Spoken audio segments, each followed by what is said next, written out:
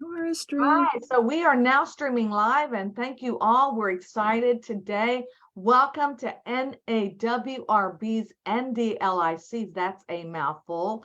Our series where every month we discuss one of the 12 principles for women in leadership. And for anyone that is interested in really understanding the science behind what we've actually gone into kind of study. And for those who don't know me, my name is Teresa Palacios Smith, and I'm Chief Diversity, Equity, and Inclusion Officer for Home Services of America and HSF affiliates. And I'm really excited about this month, particularly for two reasons. One, we're celebrating Women's History Month, and that's exciting news in itself. And then tomorrow is Women's International Day. So that's two great things that we're celebrating. But one of the things, if you're not familiar with our organization, Women in the Housing and Real Estate Ecosystem is dedicated to raising the number of women leaders and growing women's employment and empowerment at all levels in the housing ecosystem, right? And our council is comprised of senior executives who work directly and diligently toward gender equality and obtaining equal opportunity for women. America. So I'm your facilitator for this month's principle, which is number 3, whatever the mind can conceive and believe it can achieve. And for those who are not familiar with this powerful organization and what the NDILC does, we all are about raising and empowering leaders. And I would say, was it about 4 years ago that we got together and tried to figure out a way that we could actually develop and have a legacy that we leave with others regarding leadership. And we sat down, and if you look at what we did, it's actually what the mind can conceive and believe it can achieve. We took several principles and ideologies of women in leadership and put it together to 10. And now it is 12. Based on what we learned from each other, what we learned about powerful women, about others. So the principle itself and the fact that we're talking and doing this, wouldn't y'all agree that this is part of that conceptualizing and believing we could do it, and now we're doing this live to all of you here in our audience. So, where did this principle come from? Why did we believe it? Each one of us had one that we actually were passionate about, and this was my passion. So in high school, I actually was struggling myself and trying to figure out my own identity and where I wanted to be. And someone growing up in the South as a Latina in Mississippi, not believing, that I could be more than, what I saw within my window. And I found this book, Think and Grow Rich. It's a book by Napoleon Hill. I still keep it. This is not the original one I had in high school, but I found it later. But I love this book because it really was where this principle came out of. And I want to cue the first video. So what we did this year, last year we talked about books in general. And for those that know me, know I don't read a lot I'm not a big book reader. It's not my passion. It's just hard for me to sit down and read a book. But for this reason, this book actually really interested me. And I actually did read it cover to cover. And it's one that I keep along with an arsenal of other books that are very similar to self-help, because for me, that's what I love. I love anything that's going to make me better. And I know that all these women here that you see, and I'm going to let them introduce, that are part of our panel, that are part of our women in leadership at the NDILC, they're each going to talk about this principle, how it impacts them, why it makes a difference, and how it's impacted so many leaders across the world. And Napoleon Hill was, just a background, he was actually a self-help writer, and he actually took one of his biggest motivators, a person that inspired him was Andrew Carnegie.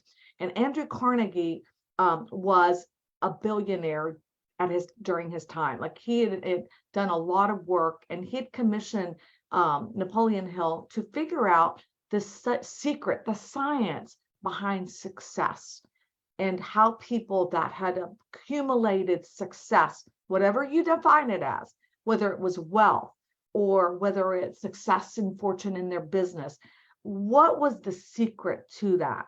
And so he developed the principles that kind of spelled out the secret. And there's since Napoleon Hill, he was the very first, so this is an old video, but he was the very first to come up with the idea behind the science that has now developed into a whole billion-dollar industry, including the book The Secret, which is another one that was kind of came out in 2000s, which took the principles, literally what Napoleon Hill had created many years before, and put that together in a more modern twist. So again, Napoleon Hill, let's take a look at this video. Okay, so It is I don't think you have it started at the a very beginning. description of a great universal truth which made such an impact upon my mind that I began then and there to give myself a new outlook on life and set up for myself a goal so far above my previous achievements that it shocked my friends and relatives when they heard about it. Everyone, said Mr. Carnegie, comes to the earth plane blessed with the privilege of controlling his mind power and directing it to whatever ends he may choose. But, he continued, everyone brings over with him at birth the equivalent of 2 sealed envelopes, one of which is clearly labeled, the riches you may enjoy if you take possession of your own mind and direct it to ends of your own choice. And the other is labeled, the penalties you must pay if you neglect to take possession of your mind and direct it. And now let me reveal to you, said Mr. Carnegie, the contents of those 2 sealed envelopes. In the one labeled riches is this list of blessings. 1, sound health. 2, peace of mind. 3, a labor of love of your own choice. 4, freedom from fear and worry. 5, a positive mental attitude. 6, material riches of your own choice and quantity. In the sealed envelope labeled And you know, if you don't mind stopping it there, Desiree, one must pay for I wanted to start with the whole idea, which is, I think you started way too slow. okay, sorry, hold on. But the truth is, what Napoleon Hill talks about is the law of attraction. The law that Andrew Carnegie and everyone else that believes in their dreams, that really has an idea that how you think about that idea, and if you believe it along with working hard to get there, that you can actually attract whatever it is that you are dreaming about, whatever you really want.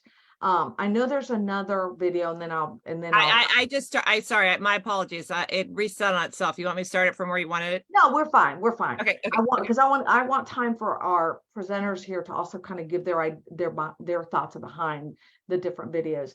But Simon Sinek said it the best. I think I like Simon Sinek. He's actually a newer, more modern thought leader, because a lot of people look how that Napoleon Hill video is old, right? You think about it, video, right? And you think, well, that principle has been in place forever, right? So Simon Sinek talks about the idea of the law of attraction and why that's important. And I will tell you, Gino Bafari, who is our CEO, and he is somebody that I admire, inspire. One of the things that he talks about is what you think about expands. That's the good news. The bad news is what you think about expands as well. So you think both of those things, right? And how important is the belief and the conception of that to be able to really create what you want to make, and wherever you want to be, and whatever it is that you with a description of a great universal truth. So if you'll start with the Simon Sinek video real quick, because I think that one's really good. Just the first second. Did you want to have everyone make a comment about it at all? Or yeah, does anybody, these are both kind of they kind of envelope each other. So let's do this one first, and then we'll comment on both of the ideas. Okay. Desiree, because this one's just a really short one. Gotcha. You think I would be better at this, but for some reason it's not happening. Okay, so this one's on. This one starts at this is Les Brown, right? Where did I tell you to start it at? 111. Okay. We just go through life surviving. That's not the right video. Many people died at age 25.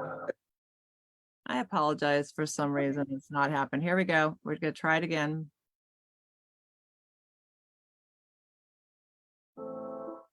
It's not the right video. Simon Sinek is the Let one. me share with you the most difficult.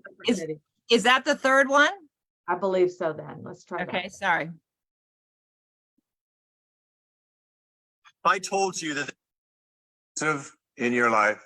No, I'm talking about that's all right. That's all right. the way you look Um, at things. This is not the things you right look at person things. either. No, It's it's not. actually a very scientific thing. Okay, I'm striking 100 out of 100.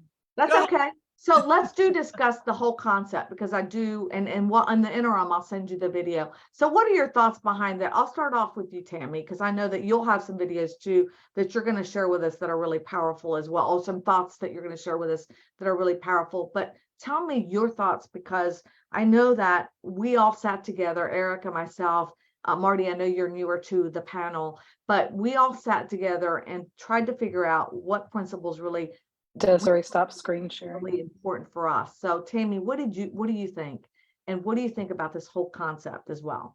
Well, the law of attraction works. It's very true, right? You attract what you think about, and exactly what you said, what you think about expands. And so the problem is that a lot of times people don't have confidence in themselves, and that's why this whole entire believe in yourself principle.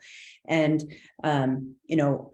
Napoleon Hill was the first one. Simon Sinek was start with why. I want to touch on a couple of things for helping people to really gain that level of confidence and where they can start to look in those directions. And the book that I would recommend is actually Sean Aker, Before Happiness. And he teaches at Harvard, and he literally teaches a class on happiness, which is pretty amazing, but he also teaches on success. And one of the things that I thought was so profound was literally 20 to 25% of our success comes from our skill set and our IQ. 70 to 75% has to do with our outlook. And we need to get to the point of gaining enough confidence by having the right outlook. I'm sure all of you have heard about the affirmation principle, and I am. So if I don't believe in myself, we were talking about health before we got on here, and having to go through some physical tests and all that sort of stuff. And I think today I wouldn't affirm I look amazing in a bikini, but I would affirm that I am healthy, strong, and vibrant, right? And so the more that I can believe in and affirm in the right direction, and the more affirmations I put in, the more that gives me strength. But when I don't have any confidence, it's all about asking myself effective questions. And the key word in that is effective. In what way can I improve this skill set? In what way can I become more confident? Who should I be speaking to? Who should I be learning from? When you start writing those things down, so that you start to surround yourself with people that are going to raise you up, people that are going to mentor you. One of the great things about NDILC is we all bring the best out in each other, right? This group of women that really want to see the other ones succeed, and we lift each other up, and we want to lift everybody else up too. That's a good group of individuals to surround yourself with. So, who should I be surrounding myself with? What would make me more confident? What would make me believe in myself more? And the more you start to put together that list, when I'm doubting myself, effective questions work better. When I have more confidence, because what you think about expands, right? And those words are powerful, then you can go back into affirmations. But one of the things that has helped me more than anything when I don't have that level of confidence, and I think that Simon Sinek would start with why, right? Why you do what you do. When you have a passion project, part of the reason for NDILC, we have a passion project. We want things to be fair and equitable for everyone, and we want everyone to have a shot, right? They still have to come to the table, but we want them to have a shot, and we want to make sure that we raise up as many people as humanly possible. That's a really good target to have, right? So when you have a passion project and you genuinely love and care about it, it really does make a difference in making you jump out and take risks. Having a group of individuals you feel comfortable around will take more risks and will take more chances when we're in an environment where we feel trust. But the most effective question for me is, who benefits if I succeed? When I ask who benefits if I succeed, and I ask that effective question of myself, I'm absolutely positively willing to do whatever it takes to succeed because I can picture them in my mind. Every day I take 2 minutes before I start my day, whether it's in a hotel or my home office or my home or whatever it is, and I close my eyes and I picture how the day is going to go and how people are going to feel. And when you have that vivid in your mind, now you can gain more confidence to go do whatever it is you have to do. There's a great video. It's only 2 minutes long. It's not on here, but I highly recommend to everybody, most Googled questions for 2022. It will come up with a 2-minute video and you'll see all of these faces, and it's, can I change the world? Can I change my life? How can I be a better friend? It's an amazing group of questions, but to me, one of the most wonderful things about it is that it will trigger thoughts in your mind to start thinking about what would be that passion project for you that you believe in so strongly. And the more you go out and take risks and the more you try stuff, the more you believe in yourself. And the more you realize that, fear is a feeling, not a fact, and that failure is not fatal. So each time it's another learning experience. It's another learning curve. And the more you start to realize that by going out and taking chances, because you're sitting here saying, who benefits if I succeed, the more you're going to be willing to step out of your comfort zone and believe that you can do it. And the more you believe you can do it, the more energy you're going to start to put towards whatever it is you have for targets or goals. I know that was a lot in a mouthful. No, I mean, I think it's so true. And I love what you said about the self-confidence and the failure, because I think a lot of times, we are every single one of us has been told that, oh, that's not going to work, or are you crazy, or what are you thinking of, or you can't do that, or one time or another we've all heard, even within our own little minds, that no. I was watching the Today Show this morning, and they always feature someone who has made it. It's they call it She Made It, right? Is a series, and they were talking about first African American woman who has been able to get I think it's $12 million in venture capital for a makeup line called Topicals. And it's actually not a makeup line. It's actually a line that's got 3 or 4 different products that help women with skin issues. And she suffered with skin issues, ingrown hair. She suffered with, the spotty skin. And so she wanted to create a line that would help women in this matter. And she dreamed of it. She achieved it, but she got so many no's. She got like 100, not just one, 100 no's before she actually got that one venture capitalist that said, wow, this is a great idea. I think it can work. And I think I can, help you fund it. So, and now Topicals is sold at Nordstrom, it's at Ulta, Sephora, sold out. I mean, because of the product that she created out of a need that she felt was really critical for women. So I think it's really important for us to really, really study and believe and not let fear overtake us. Erica, I know that you are one that has no fear.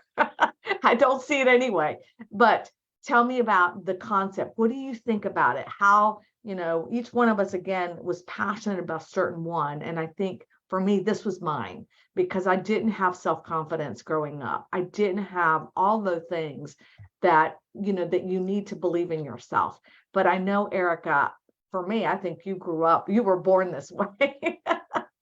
I see you as a fearless, helicopter pilot that could just dominate anything that you take or put your mind on. Yeah, I mean, I'm going to echo a little bit of what Tammy was saying, but I would be remiss if we didn't talk about equity, not to go too much down the rabbit hole, but not everybody starts at the same spot. So a lot of people are raised to think that things are always out of their reach. Therefore, they don't even think it's a possibility to attain anything outside of potentially what their own family has. So ensuring that this next generation has these seeds planted that they can achieve something outside of what they know is important. Also, challenges, piggybacking off of what Tammy says, most people are absolutely risk averse and they want to be comfortable. And when they can't do something, they'll sulk and they'll, get depressed, but I don't feel a lot of people have really physically or mentally really pushed themselves to the point where they think, I just can't go on. I mean, I'm exhausted or whatever it is, and persevere. And the more you do this, and the more that voice in your head says, oh, I can't do that, and you just shut it down and you keep plowing through, the more confident you are the next time. And you do this over and over and over again. And then before you know it, there's not much you think you can't achieve because you've been there, done that. So people really need to get outside their comfort zone, broaden themselves, push themselves. So they, again, don't think something is out of reach. And then lastly, what you give, what you put out there is what you give. I agree, but taking that to a different level, it's not only what you give, it's just paying attention to what you're receiving. I've noticed that a lot in the last 10 years. Signs come to you, people talk to you, and if you're paying attention, these dots connect. And it's like the universe is trying to point you in a direction, whether you like it or not. You can ignore it all day, but they're coming at you everywhere. And you're like, what? Why is this happening? And then life hopefully has prepared you for that point to, potentially take action on all of this stuff coming at you. But yeah, just live your life. I love how the term woke has become politicized. It's like, well, the opposite of that is asleep. I'd rather be awake and alert around what's going on around me so I can make better informed decisions, right? So it's kind of my take. Well, and I think the point of equity is really important because we are not all on the same level, right, in the playing field. And when you look at, half of the population, even greater than that, 70% of the population across the world, that live in severe poverty or in scenarios where they don't see people like this in this space at all. I mean, what they see outside their window is very different. So how do you ever have that positive law of attraction if you don't know that it exists, right? So I think the message for us is that we have to be better ambassadors, and we have to be able to give back, like you were saying, Erica, and really help others, to get out of scenarios where we can help foster that thought that you can be something more than what you grew up in. Because I think a lot of times that is an impossible dream when you don't know that dream exists, right? Marty, I know that you tell me your thoughts behind it, and you are newer to our council. I'm so excited to get to know you and to have you, because you have so much to share in your wisdom and what you've done in the past. So tell us a little bit more about what you believe is great about this particular principle. Well, I think what I am hearing and what's resonating with me is, one, that when you're intentional about getting a group of women together to lift each other up, that the power in that is really, I was thinking, Tammy, when you were speaking, is motivational speaking on your list? Because, you were terrific at it. And quite often, I'm just going to speak for women. I know this happens for men too, but I'll just focus on women, is that we can go through our whole lives not knowing what we're really good at or giving ourselves credit for it, because, we spend our life trying to be humble, saying it's no big deal. And in our head, we're saying it's no big deal because, it's so easy for us that in our head, we don't think it's a big deal because we can do it effortlessly, but that is our secret sauce. And that's really what we should be leaning into. So I think it's a combination of everything about what y'all were saying. I think paying attention to things that show up in your life.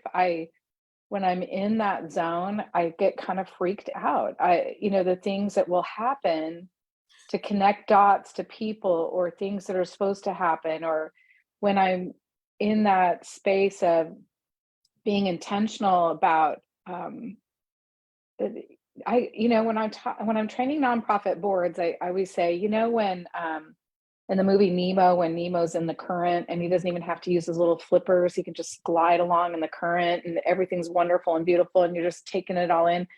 I go, it'd be lovely if we could always be in that space. But the problem is, I think when we're not in that space, when we're in that space, we don't even enjoy it, and so I'm trying really hard to pay attention to what Erica was saying, like, what are the things that are coming at me that are affirmations that I'm on the right track?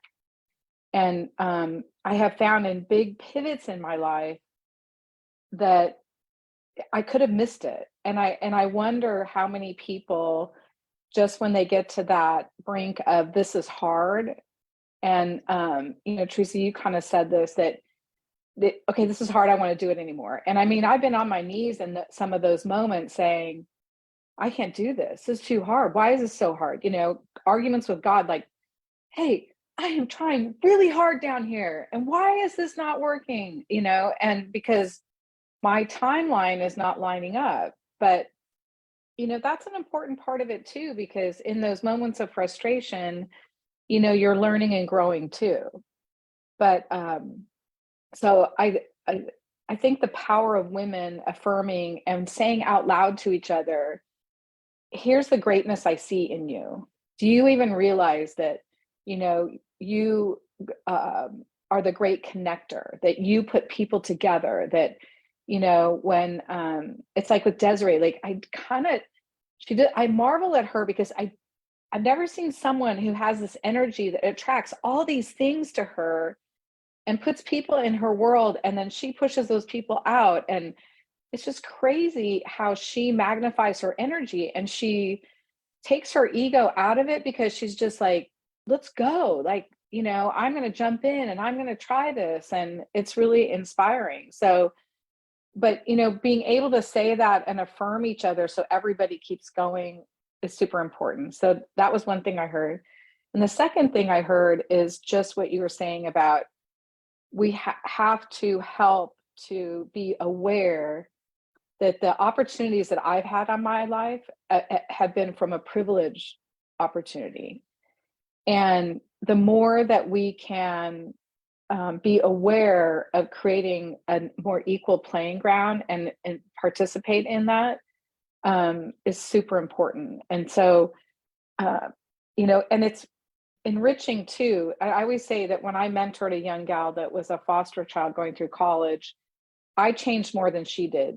I know I did. I know I changed more than she did, because, middle class Marty thought I had, I understood poverty. And I realized when I got into her life that I was ill-equipped and did not understand anything. And, but our presence, just being in relationship with someone, just walking through life together is what changes. And I, I remember that my moment where I realized I had made an impact was when she said, okay, Marty, I get what you're saying. And I said, well, share with me, what are you learning? And she said, I promise that the next guy I date, I won't have met in a check cashing store. Wow. Yeah. And, I was silent for quite a while after she said it, because there were so many layers to her statement that personified our relationship, because middle-class Marty's never been in a check cashing store. It's like that's the intersection of our lives coming together was so powerful, because, that's a layer that I didn't even anticipate that, but her wisdom, like she was connecting the dots because I had said to her, I go, do you see how my husband treats me? And she said, and she was a super smart, she was a good, great kid, but she's making these knucklehead men choices. I mean, just the knuckleheads. And I said, do you see how my husband treats me? And she goes, yeah. And I said, well, what do you see? And she said, well, he's super kind to you. Like, he actually listens to you. I go, yep, that's my husband. And she goes, he actually opens your car door. And I go, isn't that sweet? And she said, he's super into being a dad. And I go, exactly, that's my husband. And I said, do you think you deserve that? And she hesitated for way too long. And finally I just said, honey, that's exactly what you're looking for. those qualities, that's the most important things in life, integrity and how he shows up, and that love and respect. I go, that's what you're looking for. But in her life, every father figure in their home of 7 kids, different stepdads coming in and out, all the men had abused the kids in her life. That's why she was in foster care. So she had never seen a healthy relationship, never even knew what that was, didn't know what sitting down to supper was, to have a meal together just as a family. So I don't ever want to enter in as that I have all the answers, because I always go in with the posture of, we're going to learn together, because I definitely learned from her too. So, but I think that's the power of women in this type of group. No, and that's why I appreciate everybody. I think it's really important too, the fact that you mentor, that you are, involved with individuals that really don't have the resources that you had. And I think that that's part of what this empowering group does so very well. And, Erica, you brought this idea of the connections, right? I mean, I can't believe I'm recommending another book, but I am. There's one that I love, and it's When God Blinks. And whether it is absolutely the power of when you get somebody brought into your life, or there's a connection of those dots. There's a reason that person was brought into your life, or that you're in this group, or that you are. Take it, listen to that, and capture that opportunity, because that's God sending you the opportunity when you're asking, oh, God, help me. There's an old joke of help me make $1 million, help me do this. How can I do it? Help me win the lottery. Help me win the lottery. And God is sending, messages. And one day he says, well, hey, would you buy the ticket? I'll help you win the lottery if you'll just buy the ticket. Right.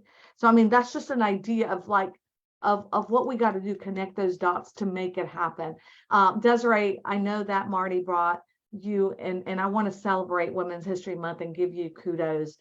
Toast you as well, because you actually started this organization, right? And it's because of your thought process and the law of attraction that actually all of us are with you today, because you attract that positive energy of connecting, of really knowing and seeing the very best in all of us and what we bring to the table. And you shared a video, which I think is really insightful, and I want you to play it, about the whole concept about, how these young children created their path. And I think it's really nice on the concept of believing. But again, share what you have to say in the interim as you look at putting that video on.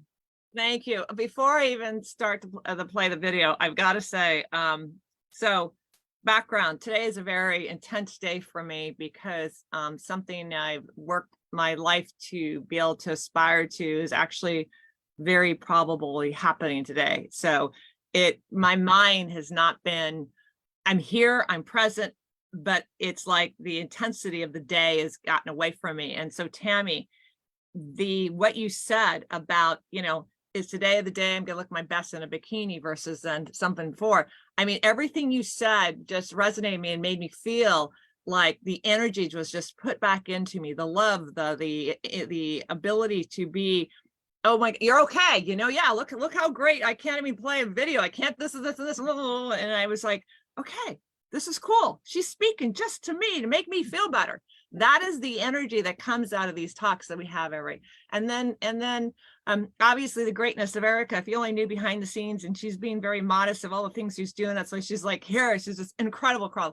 And then Marty, to say what you said, it truly is the inspiration of what everyone grows and how great they are. And I want to share with everyone that it's the imperfectness of life, that the energy that brings to something that showcases the growth is what I get inspired about. I am not, I make so many mistakes. My vocabulary, my mouth, my this, my that, whatever, but I love to see other people be successful, because that is what drives me. And Marty, you're always on my tail saying, Desiree, you need to be, you're incredible, but you need to charge more. You need to do this, you need to do that. And that's one of the reasons, Marty, I was after you for so long to be on the council, because what you bring in a very different environment, I'm just so drawn to your conversation. And not that everyone else is on the great council too, but it's just an energy they have is very, very different. So thank you all. So for the believe, for me has been, to your point, that no big deal, the sayings, and Tammy, there's the motivational speaker. I have never seen you ever in a moment that you're not killing it, no matter your highs or lows. You have this natural knack of talking. I mean, it's unbelievable. And Teresa, always just forget the script. I'm going after it. I mean, I've seen you so many times that and I love you in the moment of not trying to be just writing and reading and just saying what you are and who you believe in. It's unbelievable. And Eric, you talk with your passion and your heart, and just this woman, I could be a tenth of what you do, Erica, I'd be a whole nother person. So I'm going to go, yes, I know. So I'm going to try this next time and see if I can share something that's going to work. And if I blow it out, it just shows. We're gonna work on no more self-deprecation next. That'll be the next layer of self-improvement. I've done it this bad, Marty. No more self-deprecation. Thank you all. Okay, so we're gonna try this one more time. This is a video that I found. There are no words, but it really describes, it is an older one too, that really placates into the life as it goes through. It's a little bit longer. It's about 3.5 minutes long. So we've got time here, but I'd really like to, I know I brought it up, but here it is. Let's go ahead and see if it, yep, wrong thing. Yes, here we go.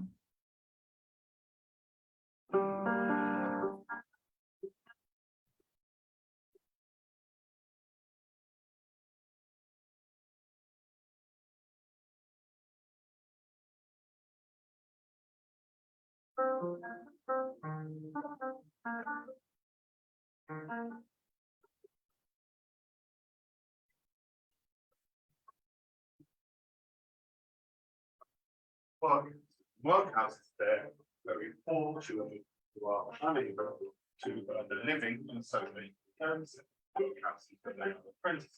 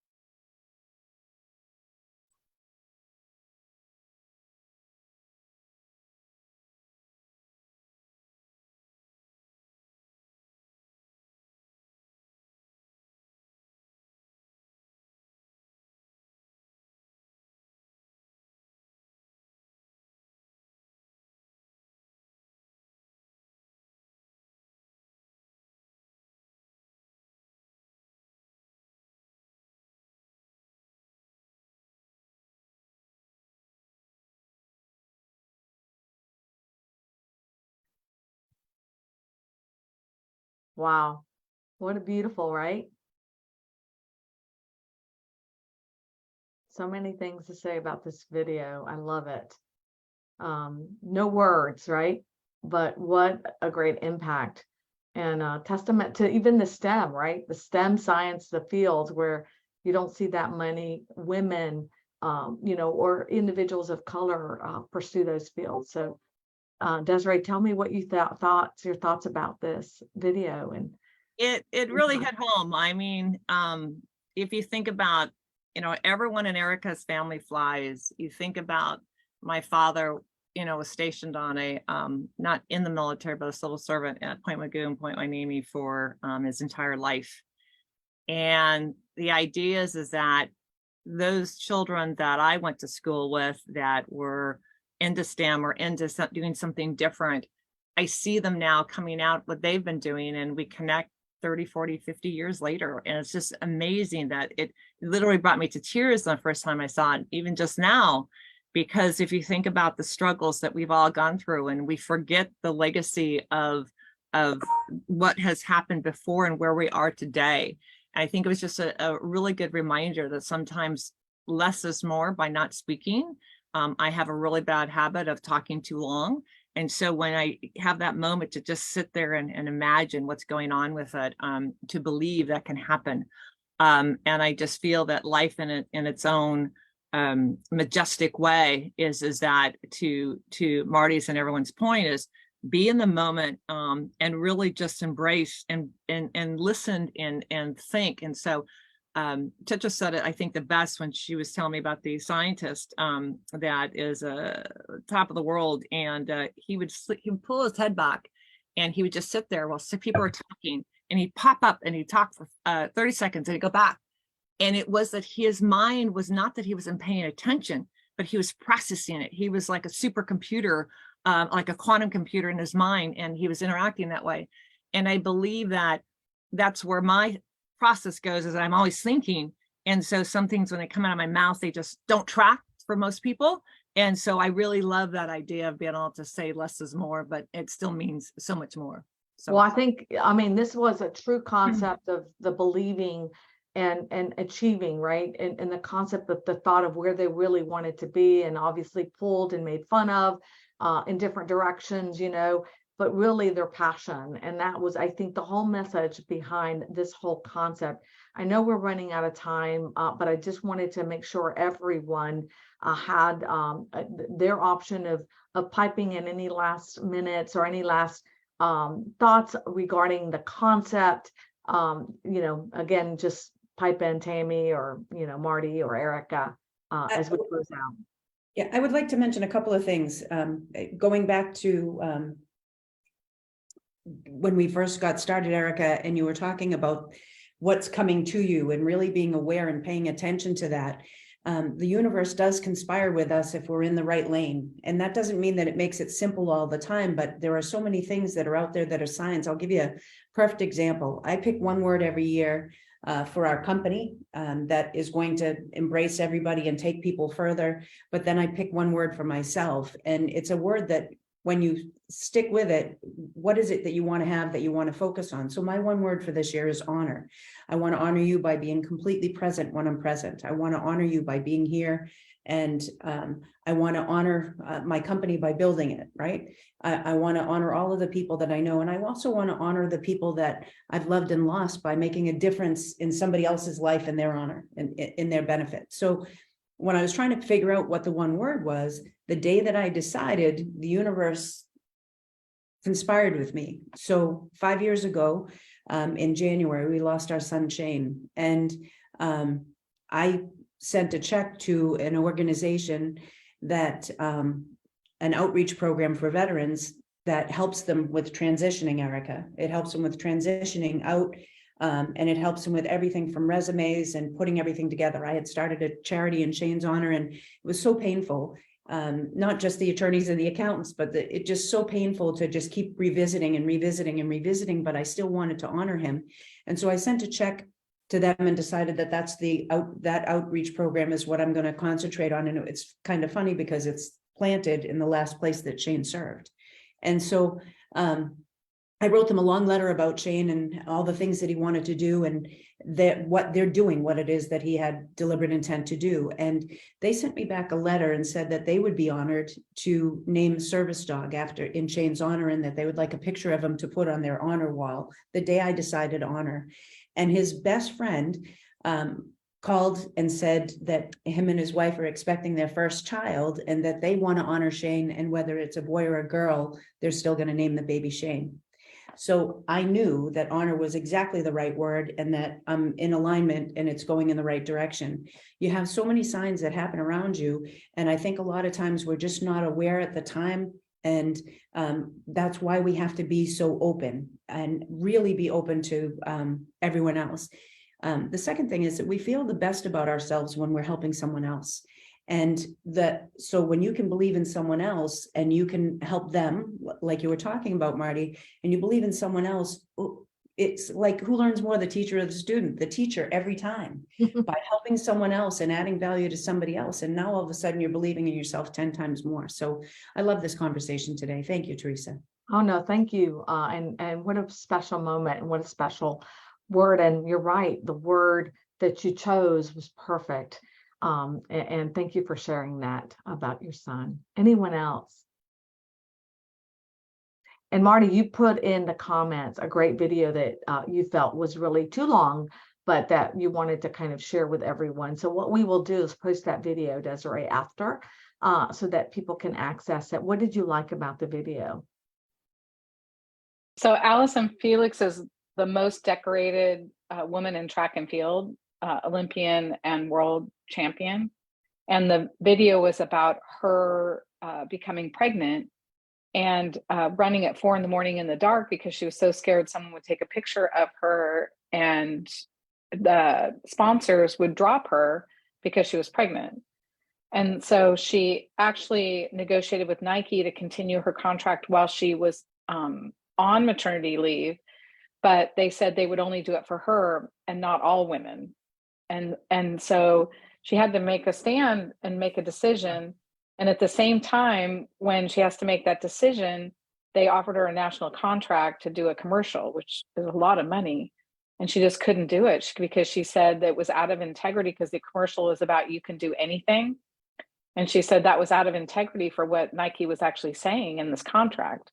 So she took a stand but it was a complete, it can change the contracts for sponsored athletes for everyone, not just track and field.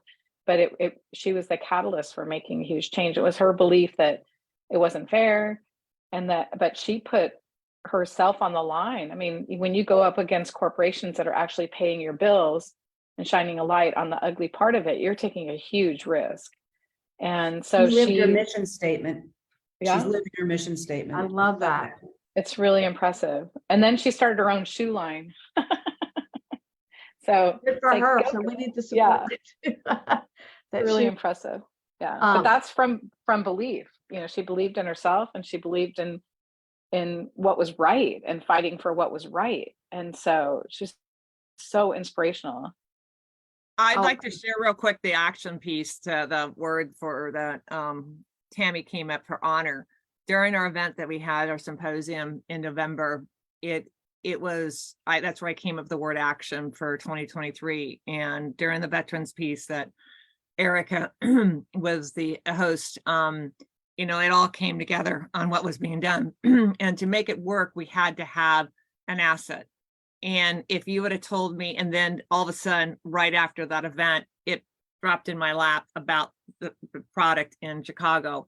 And now so many other opportunities are coming down that we're working on, that it actually is going to happen to where the transitional housing for female veterans, a transitional space that we can help so many different layers, and the things that Marty had just, you know, that layered on what we had a good discussion last week. So to Tammy's point, you know, things just happen when you manifest them. And, you know, again, during the event, you know, when it got so emotional and everyone was in the pocket, I took the mic and said, this is what we're going to do. And this is going to happen. And it happened.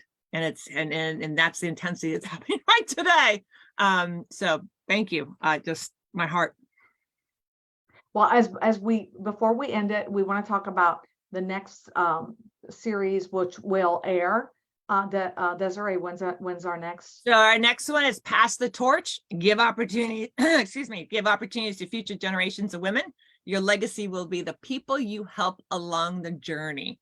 And it's exactly what we talked about today about, you know, that's why I brought the children in. And I think having a TED Talk about children has really helped to amplify that's going on. So these are the first Tuesday of every month. We switched it up there in 2023, just because the hybrid of everyone traveling and everything else. So again, it's at 9 o'clock on the first Tuesday of every week, every month.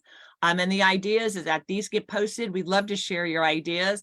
The really cool thing is that we're putting this through Clubhouse, and Marty's part of it on every Monday. So it's a perfect lead into Tuesday the next day. And so I really enjoy that. So any final thoughts on anything? Erica, you're going to be in, let's see, Philippines, Australia, Alaska. She's traveling the world. Any comment? No, she's like, I like, you see all of Life is a journey. Life is a It journey. is so true, so true. Well, All right. I really want to thank everyone for joining us today. And I have to say that throughout my life, I've had the opportunity to hear, speak, meet, interview, and spend time with some of the most talented and powerful and wealthiest individuals in this country with the role I do. And I did start that way. I do know what it's like meeting in the cash checking and all these things that you spoke about, Marty. That was my story growing up. It was exactly that. And yes, I think we all know that there are successful habits that people of success have and follow. And I think the one thing that I've seen continually is that one common principle that they did believe. They believed that whatever they could conceive, that they worked hard at it, that they could actually achieve it. And that is our principle. Thank you for joining us today. I really appreciate it. And I look forward to seeing you all this time next month on the NDILC principles. Thanks again, everyone. Thank Have you a very great- much, Teresa. Great job. Thank you. Bye-bye. Bye-bye.